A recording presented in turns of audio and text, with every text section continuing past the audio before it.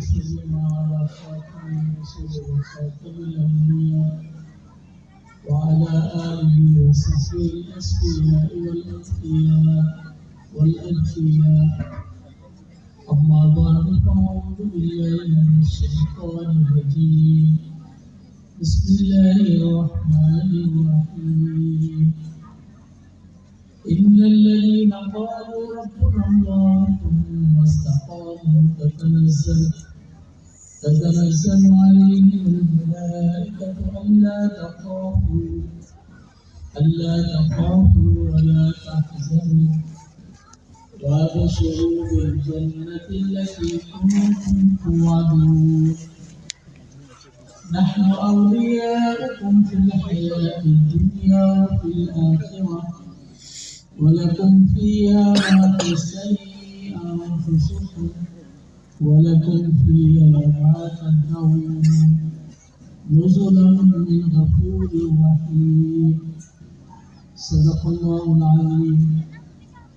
اللهم صل وسلم وبارك على سيدنا ومولانا محمد وعلى آله وصحبه كما تحب وترضى عدل ما تحب وترضى. میرے محترم عزیزو، برادران اہل سنت والجماعت، میں سب سے پہلے آپ کے سامنے یہ معذرت کرتا ہوں کہ ہمارے حضرت اقدس حضرت مولانا قاضی ظہور حسین حضرت دامت برکاتہ العالیہ وہ ہڑتال کی وجہ سے وہ نہیں آ سکے، اور بعد میں جب راستے کھلے تو ان کو بخار اور طبیعت ناساز تھی. ویسے کہ اب حضرت کے لیے دعا فرمائے، اللہ تعالیٰ ان کو صحت کا فرمائے، اللہ تعالیٰ ان کو عافیت دے، اور انشاءاللہ درمیان میں جیسے حضرت کی صحت ہوئی تو دوبارہ تشریف لائیں گے درمیان میں انشاءاللہ.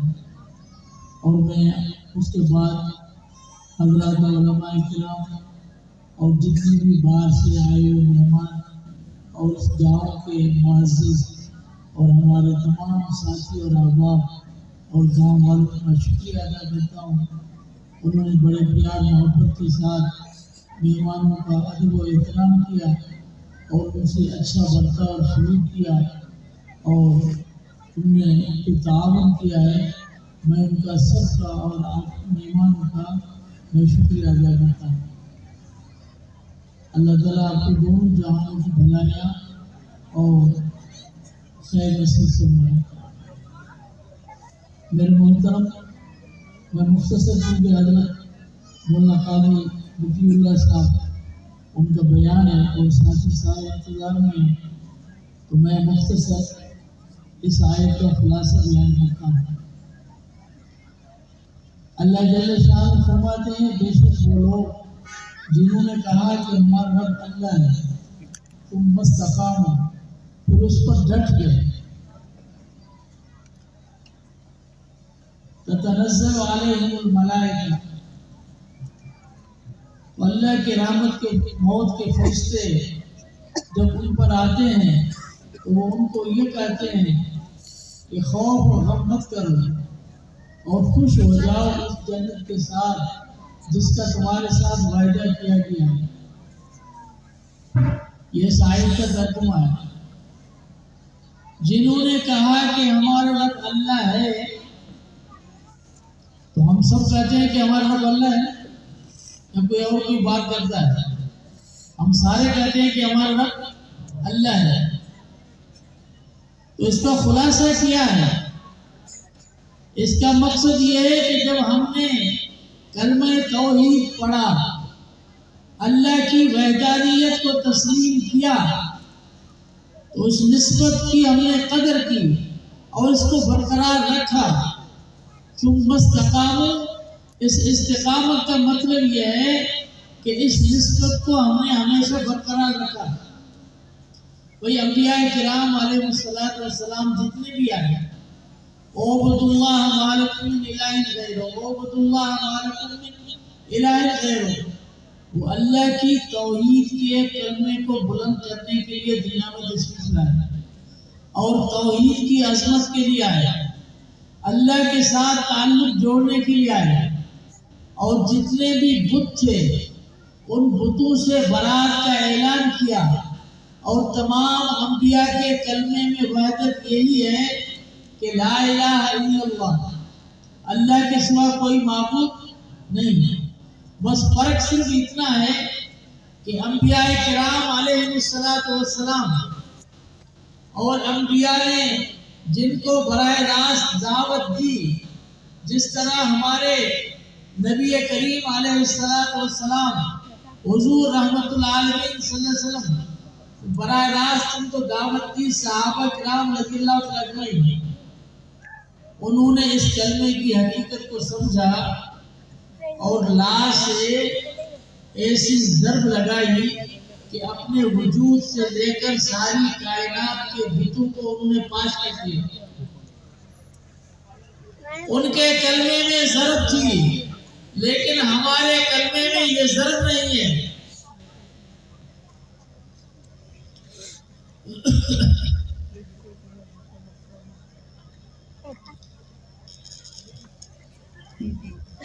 اے لا الہ کے وارث، باقی نہیں ہے تجھ میں گفتار دل ربانہ کردار قائرانہ، تیری سزا سے لرزتے تھے دل سینوں میں، کھویا گیا ہے تجھ پہ وہ جذبے قلندرانہ۔ ایک تو وہی کلمہ تھا جو صدیق اکبر رضی اللہ عنہ نے سزا بلند کی۔ صدیق کا کلمہ وہ تھا کہ سارے کافر مل کر حضور کے پاس آئے اور کفار و قریش کے پاس آئے کہ ہم ان کے قرآن کو اور کلمے کو پسند نہیں کرتے، یہ کلمہ مت پڑھے، اور ان کی قرآن کی آواز جب ہمارے بچے اور عورتیں سنتی ہیں تو ان کے جگر پھٹ جاتے ہیں۔ ایک ہمارا کلمہ اور ہمارا قرآن ہے، تو ان کے کلمے کے اندر ضرب تھی۔ انہوں نے اپنے وجود کے بت کو اس لا کی ضرب سے پاش کیا، اور اس کے بعد بیت اللہ کے اندر جتنے بت تھے اور جہاں جہاں بت تھے ان سب کو پاش کر دیا۔ جب تک یہ بت پاش نہیں ہوتا وہ انسان کسی دوسرے بت کو گرا نہیں سکتا۔ انبیاء کرام علیہ السلام اللہ کی توحید کے اور لا الہ کی ضرب سے اس بت کو گرانے آئے تھے۔ جب یہ اپنے وجود کا بت گر گیا تو پھر سارے بت گر جاتے ہیں۔ تو ہماری ضرب تو ہم تو سارے دن لا الہ الا اللہ پڑھتے رہتے ہیں، تسبیحاں پڑھتے ہیں، لیکن لا الہ کے پڑھنے کے بعد وہ واحد جو اللہ کے سوا کسی کو نہیں مانتا، جو ضرب کی بات کرتا ہے، تو وہ کبھی غیر کی جھولی میں بیٹھتا ہے۔ تو ہم تو غیروں کی جھولی میں بیٹھے ہیں، ہم تو ان کے گھٹنے ٹیک دیے ہیں۔ بتاؤ، اللہ نے انسان کو اشرف المخلوقات بنایا، یہ تو گدھا ہوتا ہے جس کی خصلت یہ ہے کہ وہ گھاس کھاتا ہے، اگر گھاس نہ ملے تو گندگی کھاتا ہے، تو گدھے مت بنو۔ اللہ کی توحید کی عظمت کو سمجھو، مباحث کسی کے سامنے نہیں جھکتا۔ جب تک توحید کی عظمت سینوں میں نہیں آئے گی، نہ شان رسالت سمجھ میں آئے گی، نہ عظمت صحابہ آئے گی۔ یہ سب چیزیں اس کی بنیاد توحید پر ہے۔ انبیاء کرام توحید سکھانے آئے تھے۔ ایک وہ کلمہ تھا جو کلمہ جناب رسول اللہ صلی اللہ علیہ وسلم نے سادے انداز میں پیش فرمایا کہ قولوا لا الہ الا اللہ تفلحوا، تم کہو لا الہ الا اللہ تو کامیاب ہو جاؤ گے۔ اب ہم بھی سارا دن بازار میں گشت کرتے ہیں اور لوگوں کو اذان کے اندر، نماز کے اندر، دعوت کے اندر، اپنے نصیحت کے اندر کلمے کا ورد کراتے ہیں اور بتلاتے ہیں، لیکن وہ کلمہ کیا تھا کہ جس سے ابو جہل، ابو لہب اور سرداران مکہ وہ سارے کے سارے دشمن ہو گئے اور حضور کے خلاف جنگ کے لیے اتنا زبردست مقابلہ کیا، اتنی زبردست جنگ کی کہ جناب رسول اللہ صلی اللہ علیہ وسلم کو اور حضور کے صحابہ کرام رضی اللہ تعالی اجمعین کو اپنا گھر مکہ چھوڑنا پڑا۔ یہ ان کا کلمہ تھا، اور ہمارا کلمہ وہ ہے نہ ہمیں کوئی گھر سے نکالتا ہے، نہ کھانا بند کرتا ہے، نہ ہمیں کوئی روکتا ہے، نہ دنیا کے کافر ہمارے کلمے سے ڈرتے ہیں۔ یہ کون سا کلمہ ہے؟ ہاں؟ تو سمجھو یہ ہمارا کلمہ ابھی دل تک اترا ہی نہیں ہے، یہ صرف زبان پر اور دل پر نہیں اترا۔ توحید کا کلمہ جب مومن کے سینے میں آ جائے، ہرقل نے ابو سفیان سے پوچھا، ایک سوال کیا جب حضور کے بارے میں، ابو سفیان رضی اللہ تعالیٰ عنہ وارضاہ جب تک مسلمان نہیں ہوئے تھے، جب خط پہنچا حضور کا من محمد عبداللہ و رسولہ الى ہرقل عظیم الروم سلام علی من اتبع الہدی اما بعد فإنی ادعوک بدعوۃ الاسلام اسلم تسلم واسلم یؤتک اللہ اجرک مرتین فإن توليت فإنما عليك إثم اليريسيين ويا أهل الكتاب تعالوا إلى كلمة سواء بيننا وبينكم ألا نعبد إلا الله ولا نشرك به شيئا ولا يتخذ بعضنا بعضا أربابا من دون الله فإن تولوا فقولوا اشهدوا بأننا مسلمون وسلام۔ یہ حضور کا خط ہے۔ نامہ والا مبارک جب پہنچا تو اس نے حضور کی علامتیں پوچھنے کے لیے جناب ابو سفیان جو اس وقت شام میں تھا، بیت المقدس میں تھا، اس کو بلایا اور باتیں پوچھی۔ اس میں ایک سوال یہ تھا، وَهَلْ يَرْتَدُّ أَحَدٌ مِّنكُمْ عَنْ دِينِهِ سُخْطَةً، کیا یہ بتاؤ کہ نبی کی جو جماعت صحابہ ہے جب یہ حضور پر کلمہ پڑھتے ہیں تو کوئی ایسا بھی ہے جو دین سے واپس چلا جائے اور حضور کی جماعت کو چھوڑ جائے؟ کوئی ایسا بھی ہے؟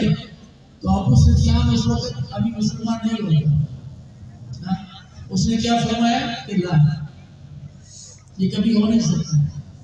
کوئی بھی جو یہاں آتا ہے وہ اسی کا بن جاتا ہے، اس کی واپسی کبھی نہیں ہوتی۔ ابو سفیان نے جب کلمہ پڑھا نہیں تھا اس وقت بھی اسے علم تھا کہ جو حضور کی مجلس میں آیا اس کی واپسی نہیں ہے۔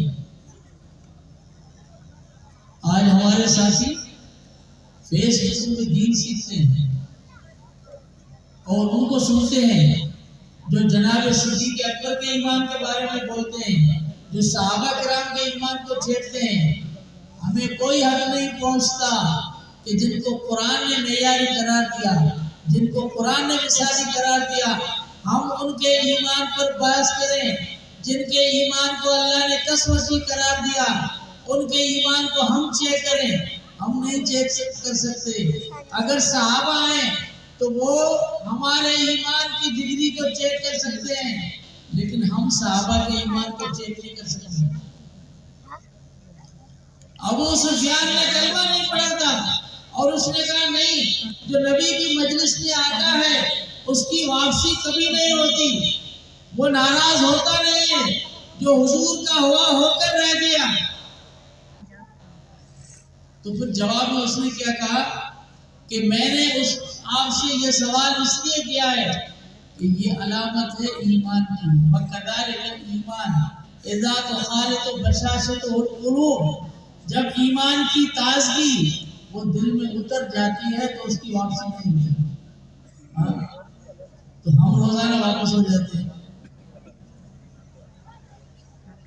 میں کسی کو نہیں کہتا، لیکن ہماری علم کی کیفیت یہ ہے کہ جناب رسول اللہ صلی اللہ علیہ وسلم فرماتے ہیں ایک زمانہ ایسا آئے گا صبح کو مسلمان ہوگا شام کو کافر ہوگا، ہاں شام کو مسلمان ہوگا صبح کو کافر ہوگا۔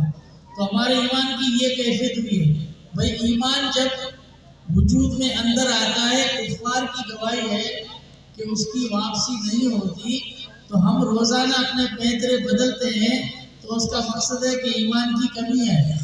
موحد اپنی جگہ سے نہیں ہٹتا، मुबाहिद कलाबाजा नहीं खाता, मुबाहिद रस्मों के पीछे नहीं चलता, मुबाहिद जाहिलियत पर नहीं चलता, मुबाहिद इस्तिकामत में होता है। इसीलिए अल्लाह ने फरमाया जब तूने कहा रब्बुन अल्लाह, कलमा पढ़ा ला इलाहा इल्लल्लाह, अपने रब से रिश्ता जोड़ दिया, सुम्मस्तकामो, तो इस पर इस्तिकामत इख्तियार कर, इस पर मजबूत हो जा।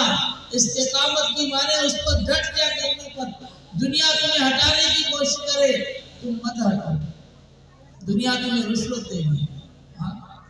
आज दुनिया ने हमें लालची मफाद बना दिया है, मफाद परस्त बना दिया है। नौकरियों के पीछे हम ईमान बेचते हैं, रुश्वत के पीछे हम ईमान बेचते हैं, और सूद के लिए हम ईमान बेचते हैं। कौन सी चीज है दुनिया के मफाद की और गर्ज की जिसके लिए हम अपने ईमान को नहीं बेचते हैं? हम अपने वजूद का सौदा करते हैं, ईमान को बेचते हैं। मुबाहिद इस तरह नहीं होता। मुबाहिद के कदमों में सोना भी रखो तो अपनी जगह से नहीं हटता। एक शख्स है हुजूर की खिदमत में, अर्ज की या रसूल अल्लाह इदनी व औजिज, मुझे नसीहत करो और मुख्तसर नसीहत करो। लोग भी अजीब होते थे, हुजूर को कहा मुझे नसीहत करो और मुख्तसर करो, लंबी चौड़ी बात नहीं सुनता। वो देहाती आदमी था, उसने ऐसे कहा तो जनाब रसूलुल्लाह सल्लल्लाहु अलैहि वसल्लम फरमाते कुल आमन तो बिल्लाह है तुम मस्तस्तिम, तुम कहो कि मैं अल्लाह पर ईमान लाया और उस पर बैठ गया।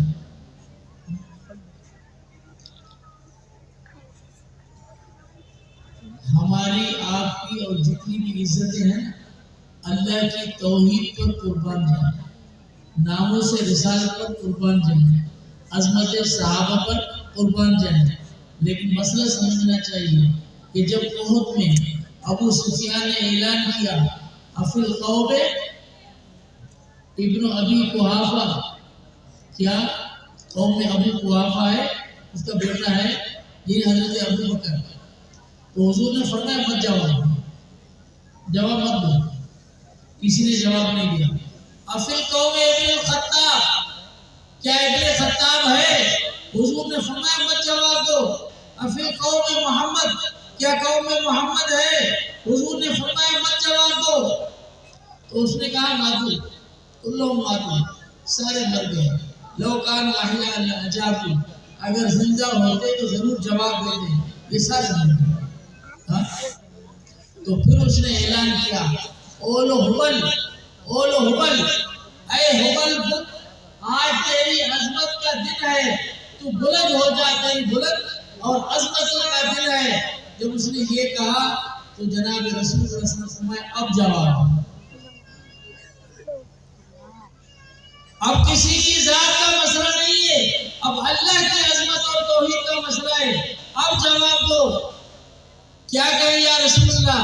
हुजूर ने फरमाया तुम कहो अल्लाह आला व अजल, तुम्हारा हुबुल बुत, आज उसकी बुलंदी का दिन नहीं है, आज अल्लाह की अजमत का दिन है, अल्लाह सबसे आला व बरतर है। तो उसने कहा अबू सुफियान ने लनल उज़्ज़ा वला उज़्ज़ा लकुम, हमारे लिए तो उज़्ज़ा बुत है जो हमारी मदद करेगा, तुम्हारे लिए कोई मददगार नहीं है। तो हुजूर ने फरमाया अब जवाब दो और ये कहो अल्लाह मौलाना वला मौलाना, अल्लाह हमारा मददगार है, तुम्हारा कोई मददगार नहीं। अल्लाह की अजमत और तौहीद के कलमे को बुलंद करो और तौहीद की अजमत अपनी सीनों में रखो, और तौहीद वाला मुवहिद अपनी पेशानी गैर के आगे नहीं झुकाता। ये सारे बैठे हैं, जनाब वाले भी बैठे हैं, सुन ले, दुनिया की टट्टू के लिए और दुनिया की दोस्ती के लिए और दुनिया के मामलात के लिए अपनी पेशानी गंदे लोगों के सामने मत झुकाओ। अल्लाह के कलमे को बुलंद करो, तौहीद को समझो, मुवाहिद बनो। अल्लाह की कसम, जब मुवाहिद बनोगे और फिर इस्तिकामत इख्तियार करोगे, इस पर डट जाओगे, आज और कल तुम्हारा बराबर हो जाएगा। ये नहीं है कि बाहर निकले तो एक हैं, मस्जिद में आए तो दूसरे हैं, बाजार में आए तो एक हैं, घर में गए तो दूसरे हैं। तुम जब एक हो जाओगे, अंदर से बाहर से, तुम पूरे रूए जमीन में एक हो जाओगे, استقامت اختیار کرو گے تتنزل علیہم الملائکہ، تو تیرے مرنے کے وقت جب اللہ کے فرشتے آئیں گے اور تیرے روح کو قبض کریں گے تو پھر یہ کیا کہیں گے؟ اخرجی ایتھا النفس الطیبہ کانت فی الجسد الطیب الی روح و ریحان ورب غیر غضبان، اے پاکیزہ روح جو اس پاک جسم میں تھی، اب چلو خوشی خوشی سے اپنے رب کی طرف، اللہ کی نعمتوں کی طرف، خوشبو اور جنت کی طرف، اور اس رب کی طرف جو تم سے راضی ہے ناراض نہیں۔ فرشتے اس روح کو جب لے جاتے ہیں ہر آسمان میں اس روح کا استقبال ہوتا ہے حتیٰ کہ اعلیٰ علیین تک وہ پہنچ جاتا ہے۔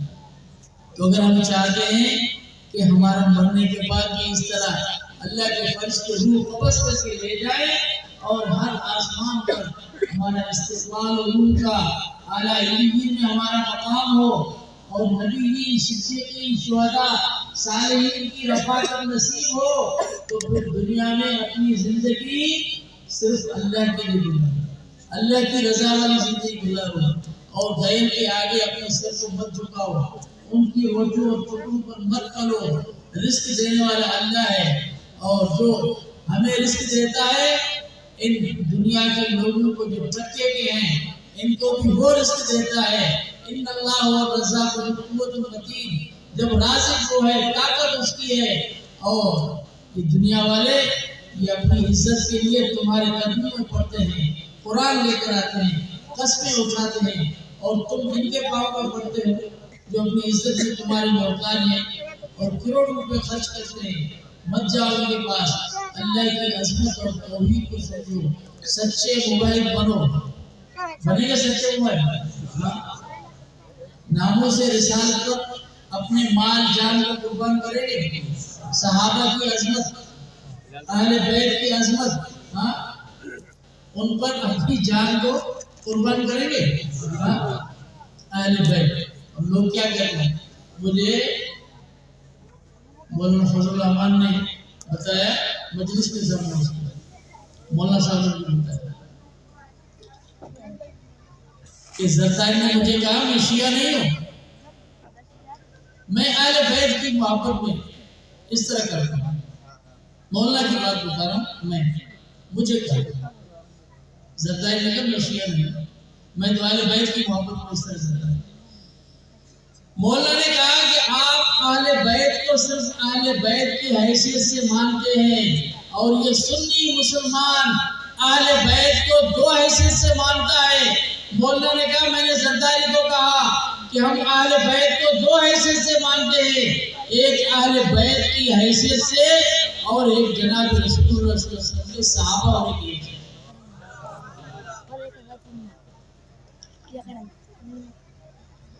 اللہ تعالیٰ ہمیں عظمت سمجھنے کی توفیق عطا فرمائے، اور یہ بھی سمجھ لو کہ اپنا ایمان مت گنواؤ، اور جب دیکھو کہ کوئی دنیا کے چٹوں کے لیے بات کر رہا ہے تو کرتا رہے، لیکن جب دیکھو کہ صحابہ کرام کے ناموس پر اور اس کی عزت و عصمت پر اور حضرت صدیق اکبر فاروق اعظم یا ان کے خلاف یا ہمارے دل کے عقیدے اور دل کی عقد کے خلاف کوئی بات کر رہا ہے اس کی گردن توڑ دو، کھینچ لو اس کو اور مت چھوڑو کہ وہ بکواس کریں گے اس طرح عزم کرتے ہیں۔